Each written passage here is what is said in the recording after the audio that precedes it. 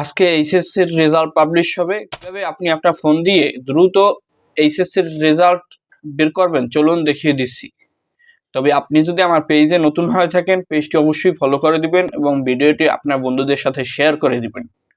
প্রথমে আপনি আপনার ফোন থেকে ক্রোম ব্রাউজারটিকে ওপেন করে নেবেন। এরপর এখানে গিয়ে সার্চ করবেন ইবোর্ড রেজাল্ট লিখে, দেখতে পাচ্ছেন ইবোর্ড রেজাল্ট, এটি লিখে সার্চ করলে দেখতে পারবেন প্রথম যেই ওয়েবসাইটটি আসবে eboardresults.com, এটিতে ক্লিক করে দিবেন।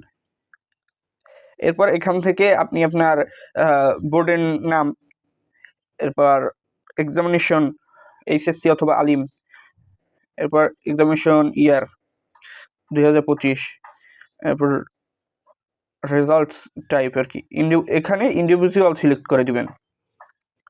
এরপর এখানে রোল নাম্বার আর রেজিস্ট্রেশন নাম্বার দিবেন। এরপর দেখতে পাচ্ছেন এখানে যেই ক্যাপচার কোডটা আছে 7176 এটি দিয়ে দিবেন। এরপর ভিউ রেজাল্টে দিবেন, তাহলেই আপনি মার্কশিট সহ রেজাল্ট দেখতে পাবেন।